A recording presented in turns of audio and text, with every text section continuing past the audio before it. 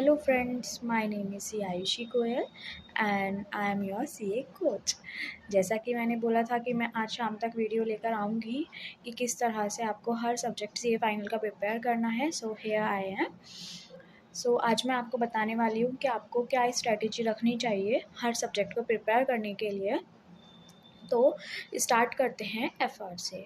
एफ़आर को प्रिपेयर करने के लिए मैंने एक वीडियो ऑलरेडी अपलोड की है, आप लोग उसको देख सकते हैं। कोई डाउट आए तो मुझे पूछ सकते हैं और मैं अब इस वीडियो में बता देती हूँ कि किस तरह से प्रिपेयर करना चाहिए। एफ़आर आपने एक बार जब आपने क्लास ली होगी उस वक्त आपने सारे क्वेश्चन सॉल्व किए होंगे और सारे कॉन्सेप्ट्स पढ़े होंगे। तो अब 6 मंथ्स की ड्यूरेशन में 6 मंथ्स तो बचे नहीं हैं, आपने कर लिया होगा। अब तो 2.5 महीना भी नहीं बचा प्रॉपर्ली।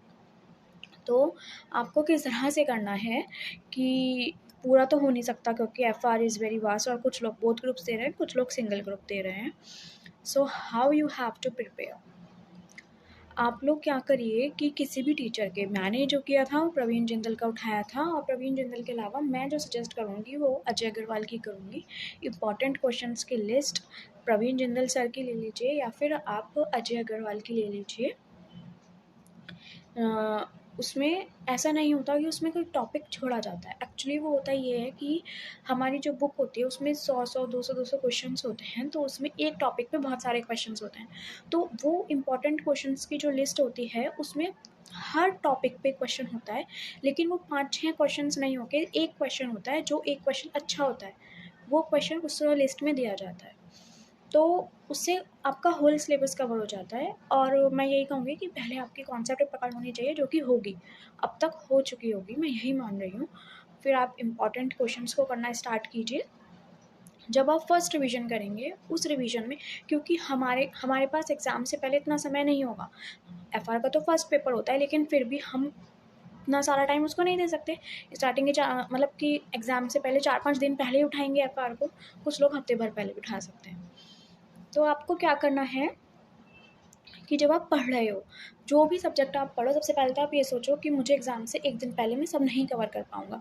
तो उसके लिए आपको क्या करना होगा, आपको हर एक सब्जेक्ट को कट करना होगा, मतलब इतना शॉर्ट करना है हमें उसको कि हम एग्ज़ाम से एक दिन पहले उसको कवर कर पाएँ। वो कैसे होगा उसकी स्ट्रैटेजी बता रही हूँ। जब भी आप अब पढ़ रहे हैं, ये सोच के पढ़िए कि मुझे एग्ज़ाम से एक दिन पहले इसको रिवाइज़ करना है और मुझे उस वक्त कोई स्ट्रेस नहीं आना चाहिए। मुझे ये नहीं लगना चाहिए कि हाँ, मुझे आता ही नहीं है, मैंने ये पढ़ा ही नहीं है। तो एक तो आप नोट्स बना के रखिए। कोई भी टॉपिक अगर आपको मुश्किल लग रहा है तो आप उसके लिए नोट्स बनाइए। नोट्स कैसे, सपोज़ आपको कोई क्वेश्चन मुश्किल लग रहा है तो आप उस क्वेश्चन को समरी में लिख दीजिए कि स्टेप्स लिख दीजिए कि मुझे इस तरह से सॉल्व करना है। और इस तरह से करते करते आप हर क्वेश्चन को समझ के करिए, ठीक है। अब उसमें आपको कोई क्वेश्चन हो सकता है एक बारी में आपसे सॉल्व ना हो, तो जब आपसे एक बारी में वो क्वेश्चन सॉल्व नहीं हो रहा है तो आप उसको इम्पॉर्टेंट मार्क, अभी तो आपको सॉल्व करना ही है इस बारी, जब ये आपका फर्स्ट रिवीजन चल रहा है तो आप उसको इम्पॉर्टेंट मार्क करके रख दीजिए। अब आप उसको दोबारा जब रिवाइज़ करेंगे तो सिर्फ वो क्वेश्चंस को आप रिवाइज़ करिए जो आपने इम्पॉर्टेंट मार्क करे थे जब आप फर्स्ट रिवीजन में कर रहे थे, उससे आपका थोड़ा छोटा हो जाएगा। क्योंकि उसमें से सपोज़ 10 क्वेश्चन थे तो 10 क्वेश्चन में से आपके 5 होंगे इस वक्त या 6 होंगे। तो ऐसे ही आप सेकंड रिवीजन में करिए। सेकंड रिवीजन में भी जो क्वेश्चन सॉल्व ना हो फिर उनको इम्पॉर्टेंट मार्क लगाइए, उनको थर्ड रिवीजन में करिए, सो दैट आपका जो है वो छोटा हो जाए एग्ज़ाम से 1-2 दिन पहले करने के लिए। तो ये तो आप हर सब्जेक्ट में ही फॉलो करिएगा और एफ़आर में भी करिएगा। इम्पॉर्टेंट क्वेश्चंस की लिस्ट उठाइएगा। इम्पॉर्टेंट क्वेश्चन भी सपोज़ 200 हैं सारे मिला के, नहीं कर सकते हम, तो हमें क्या करना है, हमें उनको 50 तक ले आना है, 30-40 तक ले आना है, ठीक है। इस तरह से करिएगा एग्ज़ाम से एक दिन पहले के लिए। और साथ में आरटीपी एमटीपी, अब अगर आप अपने अटेम्प्ट के लिए ही ले रहे हैं इंपॉर्टेंट क्वेश्चंस की लिस्ट तो उसमें आरटीपी एमटीपी भी इंक्लूड होती हैं, ठीक है। तो आपको अलग से आरटीपी एमटीपी करने की ज़रूरत नहीं है, लेकिन अगर आप उसे पहले अटेम्प्ट के लिए ले रहे हैं, पहले अटेम्प्ट के लिए ले रहे हैं या जितने अटेम्प्ट भी पहले के ले रहे हैं तो आप उसके बाद वाले आरटीपी एमटीपी कर लीजिए। तो ये हो गई हमारी FR. So let's begin with SFM. How to prepare SFM. SFM के लिए सबसे पहले अपने कॉन्सेप्ट्स को स्ट्रॉन्ग करिए। कॉन्सेप्ट्स स्ट्रॉन्ग कैसे होंगे, मैंने तो प्रतीक जगाती की वीडियो से किए थे। एक्चुअली मैंने क्लास तो ली थी संजय सराफ सर से, बट वो बहुत पहले ली थी और कुछ इतना वास्ट कर देते हैं ये लोग सिलेबस को, तो एग्ज़ाम से कुछ टाइम पहले तो पॉसिबल नहीं होता, मेरे लिए तो नहीं था कि मैं कर पाऊँ उसको। तो मैंने यूट्यूब पे प्रतीक जगाते की वीडियो से किया था। आप लोग भी उन्हीं की वीडियो से कर सकते हैं और आपको जिसकी अच्छी लगे आप उसके से कर सकते हैं। उसके बाद हमें स्टडी मैट पे स्टिक रहना है एसएफएम के लिए, ठीक है? अगर आपके पास किसी और टीचर का क्वेश्चन बैंक है, आप उससे ज़्यादा कंफर्टेबल हैं, आपको अच्छे से आता है वो, तो आप उसके साथ जाइए। बट मैं वही जो मैंने अभी एफआर में बताया कि उसको कट शॉर्ट करते रहिए, तो ऐसा ही एक ही काम आपको एसएफएम में करना है, ठीक है? जितने भी चैप्टर्स आप पढ़ें 3-4 बार एसएफएम में रिवीजन करिएगा और जितने भी चैप्टर्स आप करें उसको कट शॉर्ट करते रहिएगा एग्ज़ाम से 1 दिन पहले के लिए, ठीक है? और क्वेश्चन पेपर्स लिखिए फॉर स्पीड। यहाँ पे ऐसा नहीं होता है, प्रेजेंटेशन का कोई इशू नहीं होता, यहाँ पे स्पीड का इशू होता है। एफआर और एसएफएम जैसे चैप्टर सब्जेक्ट्स में हमारे को स्पीड का इशू होता है, तो इसमें राइटिंग प्रैक्टिस करके देखिए, मॉक टेस्ट पेपर दीजिए सो दैट आप एग्ज़ाम में पूरा पेपर लिख पाएँ। वरना तो अच्छी प्रैक्टिस होने के बावजूद भी बच्चे 90 पर अटक जाते हैं, 90 मार्क्स के अटेम्प्ट कर पाते हैं। तो राइटिंग प्रैक्टिस करिए जिससे कि आप पूरा पेपर अटेम्प्ट कर पाएँ। तो ये हमारी एसएफएम की थी। और कोई डाउट हो तो आप मुझसे पूछ लीजिएगा। ऑडिट के लिए मैंने स्पेशली एक वीडियो बनाई हुई है, लेकिन स्टिल मैं आपको यही कहूँगी, ऑडिट में प्रोफेशनल एथिक्स, कंपनी ऑडिट और ऐसे जैसे चैप्टर्स को आपको टॉपिक कॉन्सेप्ट्स बहुत अच्छे से करने हैं, बहुत अच्छे से, क्योंकि इनमें जो क्वेश्चंस हैं वो रिपीट बहुत कम होते हैं और डीप कॉन्सेप्ट्स पे क्वेश्चंस पूछे जाते हैं। तो आपको इनके क्वेश्चंस कॉन्सेप्ट स्ट्रॉन्ग करने चाहिए। क्वेश्चंस तो करके देखने हैं ही। और बाकी जो स्पेशल ऑडिट वाले चैप्टर्स हैं उनमें डायरेक्ट क्वेश्चंस पूछे जाते हैं, तो उसमें थोड़ा रट्टाफिकेशन वाला काम होता है। तो आप क्वेश्चंस करेंगे तो भी चलेगा। क्वेश्चन करेंगे इसका मतलब ये नहीं है कि बिल्कुल ही हमें कॉन्सेप्ट्स देखने ही नहीं है। कॉन्सेप्ट्स 1-2 बार कर लिए, हमारे माइंड में आ गए, दैट्स इनफ। बट उनको, उन चैप्टर्स को जो मैंने बोला है, कंपनी ऑडिट, प्रोफेशनल एथिक्स और ऐसे, उनको तो बहुत अच्छे से करना है, ठीक है? कॉन्सेप्ट्स भी और क्वेश्चंस भी, ठीक है? और स्पेशल ऑडिट के हमें क्वेश्चंस बहुत अच्छे से करने हैं, कॉन्सेप्ट्स एक बार देख लेने हैं। अब बात आती है कि क्वेश्चंस को जो बच्चों का डाउट है, जो डर है, बहुत बच्चे, मतलब मेरे साथ भी हुआ था ये चीज़ कि ऑडिट की वजह से रह जाता है ग्रुप। तो बहुत सारे लोग इस चीज़ का शिकार हुए हुए हैं, मेरे को बात करके लगा। तो ऑडिट में मेरे लास्ट टाइम 30 थे, इस बार 55 थे। तो मैंने ऐसा क्या किया कि मेरे मार्क्स 25 इंक्रीज़ हुए। सबसे पहली चीज़ जो मैंने की थी, आंसर राइटिंग प्रैक्टिस की थी। अब आंसर राइटिंग ये नहीं कि हमें देखा और उतारा, दैट्स नॉट द केस। हमें ये नहीं करना। हमें क्या करना है, हमें जो भी हम क्वेश्चन पढ़ रहे हैं उसका आंसर हम पढ़ रहे हैं, हमें उसमें ये देखना है कि इंस्टीट्यूट आंसर किस तरह से फ्रेम करता है। एक क्वेश्चन को लेकर इंस्टीट्यूट उसमें क्या क्या पॉइंट्स डालता है, किस तरह से उसका आंसर लिखता है, क्या क्या पॉइंट्स उसमें डालने हैं। एंड एक चीज़ का बिल्कुल ध्यान रखना है, हमें एग्ज़ाम में आंसर पॉइंट्स में लिख के आना है। हमारा लॉ, हमारा ऑडिट, हमारा एससीएमपी, ठीक है? और भी जो सब्जेक्ट्स में हम थ्योरी आंसर्स अटेंड करते हैं, उनका फंडा यही है कि आपको पॉइंट्स में लिख के आना है। पैराग्राफ में वो नहीं देखते हैं, वो देखते भी नहीं हैं, वो क्रॉस मार देते हैं, पैराग्राफ में रीड नहीं करते हैं। पॉइंट, एक पॉइंट 3 लाइन से ज़्यादा का बिल्कुल नहीं जाना चाहिए और उसमें भी कीवर्ड्स को अंडरलाइन करना होगा।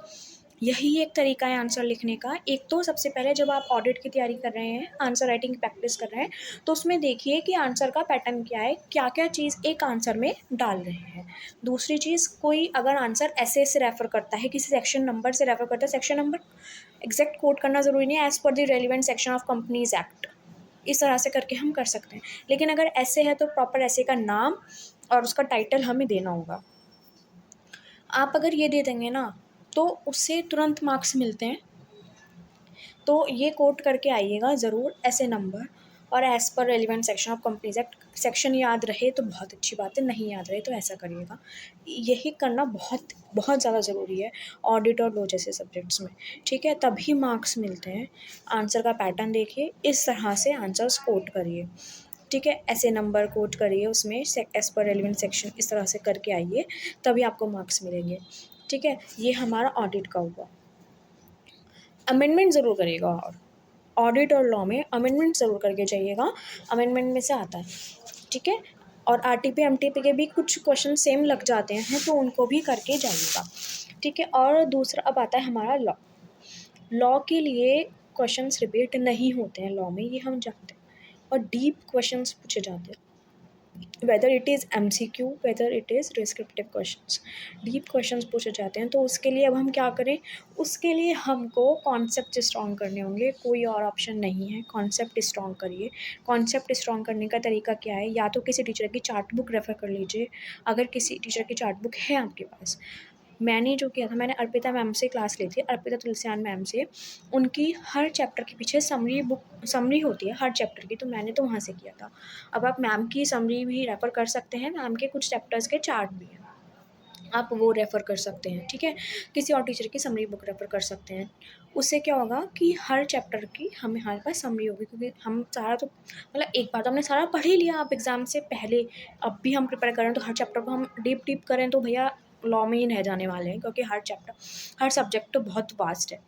तो हमें क्या करना है, इस तरह से ही करना है, राइट। क्या करना है हम लोगों को कि हर चैप्टर की समरी उठानी है। एक बार पढ़ लिया, हमें पता है क्या नहीं है, अब समरी उठानी है। समरी में ऐसा होगा कि हर सेक्शन को समरी वाइज हमें दिया होगा, ऐसा कुछ नहीं कि उसमें कुछ छूटा हुआ हो, वो बिल्कुल मत उठाना जिसमें कुछ छूटा हुआ हो, नहीं, ठीक है। ऐसे बहुत चार्ट मिलेंगे जिसमें छोटा करके एक पेज में समा दिया जाएगा, लेकिन उसमें बहुत चीज़ें छूटी भी हों, तो ये मत करना कि कुछ चीज़ें छूटी भी हों। चार्ट बुक ऐसी रेफ़र करना जिसमें सारे सेक्शंस हों, बस शॉर्ट फॉर्म में लिखा हो। चार्ट बुक आप ले सकते हो, ठीक है। अब उसमें हमें क्या करना है, वो हमें करना है, रेफ़र करना है, उससे हमें पढ़ना है। उसमें भी अगर हमें कुछ ऐड करना है अपनी लैंग्वेज में, तो हम उस चार्ट बुक में वहीं ऐड कर सकते हैं, ताकि एग्ज़ाम टाइम पे हमें प्रॉब्लम ना हो। अब क्वेश्चन की प्रैक्टिस करनी है। क्वेश्चन की प्रैक्टिस ये नहीं है कि क्वेश्चन रिपीट होंगे इसलिए हम प्रैक्टिस करें, नहीं। अगेन ऑडिट वाला ही फंडा है कि हमें ऑडिट में, स्पेशल ऑडिट में क्वेश्चंस रिपीट होते हैं, लेकिन लॉ में बहुत कम क्वेश्चंस रिपीट होते हैं। तो हमें क्या करना है, हम क्वेश्चन की प्रैक्टिस क्यों कर रहे हैं लॉ में, हम क्वेश्चन की प्रैक्टिस लॉ में इसलिए कर रहे हैं ताकि एग्जामिनर किस तरह से आंसर मांगता है हमें वो पता चले। सेम फंडा है, हमें ये देखना है एक क्वेश्चन में क्या क्या पॉइंट्स एग्जामिनर चाहता है, किस तरह से हमें आंसर फ्रेम करना है, वो करके देखना है। उसके लिए हमें आंसर लिखना होगा, ठीक है। कोई अब उसकी प्रैक्टिस कैसे करनी है, कोई एक क्वेश्चन है, ठीक है।